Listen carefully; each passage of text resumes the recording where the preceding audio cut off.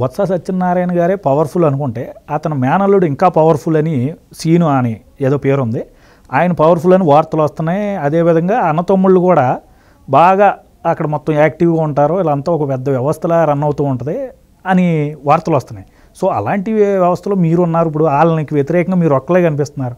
So ఎలా చూడాలి? అదేవిధంగా నిజంగా వాళ్ళు అంత వ్యవస్థలా ఈరోజు అక్కడ దోచుకుంటున్నారంట. ఏమండి, నేను ఒకటే చెప్తాను, రాజకీయాలు ఉన్నవి ప్రజలకి సేవ చేయడానికి. అలాగే రాజకీయాల్లో ఉన్న నాయకులు వ్యవస్థల్ని కాపాడాలి. బొత్స సత్యనారాయణ గారు కానివ్వండి, వాళ్ళ కుటుంబ సభ్యులు కానివ్వండి, మీరు చెప్పినట్టుగా ఏంటంటే రాజకీయంగా యాక్టివ్గా ఉన్నారు, దాన్ని కాదని చెప్పి మేము అనట్లేదు. వాళ్ళందరూ కూడా పదవుల్లో ఉన్నారు, ఎమ్మెల్యేలుగా ఉన్నారు, జిల్లా పరిషత్ చైర్పర్సన్లుగా ఉన్నారు, అన్నిటి కింద కూడా ఉన్నారు.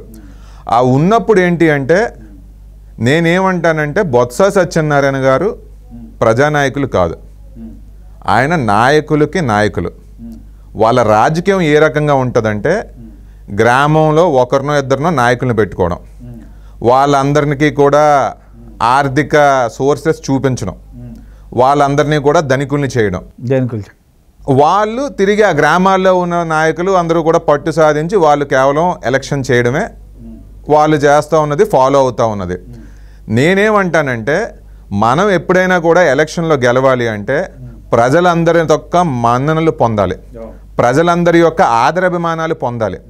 మనము మ్యాక్సిమం నెంబర్ ఆఫ్ పీపుల్ దగ్గరికి వెళ్ళి మనం మంచి చేస్తాం, అవతల పక్క ఉన్న వాళ్ళు చేస్తూ ఉన్నది ఏంటి, వాళ్ళు చేస్తూ ఉన్న అవినీతి ఏంటి అనేది ప్రజల్లో కనుక చైతన్యం తీసుకొచ్చాము అంటే ఖచ్చితంగా ప్రజలు మనకి గెలిపిస్తారండి. అట్లాగే నేను ఇంకో మాట కూడా చెప్తాను, చీపురుపల్లిలో నాకున్న బలగం ఏంటి అంటే తెలుగుదేశం పార్టీ కార్యకర్తలు. వాళ్ళు 2004 నుంచి 14 మధ్యలో బొత్స సత్యనారాయణ గారు PCC చీఫ్ కింద ఉన్నా మా వాళ్ళు ఎక్కడా జంకలేదు, మా వాళ్ళు ఎక్కడా కూడా వెనక్కి తగ్గలేదు. వాళ్ళు తెలుగుదేశం పార్టీ సిద్ధాంతాల కోసం వీళ్ళని ఎన్ని రకాలుగా దెబ్బలు తీసినా, వీళ్ళ మీద ఎన్ని కేసులు పెట్టినా వాళ్ళెక్కడా జంకకుండా తెలుగుదేశం పార్టీ సిద్ధాంతాల కోసం పోరాడిన వాళ్ళు. ఈ రోజు నేను 2019లో ఓడిపోయిన తర్వాత ఒక రోజో 2 రోజులో నేను కొంచెం బాధపడుతూ కూర్చుంటే వాళ్ళే నా దగ్గరికి వచ్చి అన్న ఇదంతా సాధారణం, మీరు నిల్చోండి, మీరు ఉండండి, 5 సంవత్సరాల్లో మేము మిమ్మల్ని గెలిపించుకుంటామని కూడా చెప్పడం జరిగింది.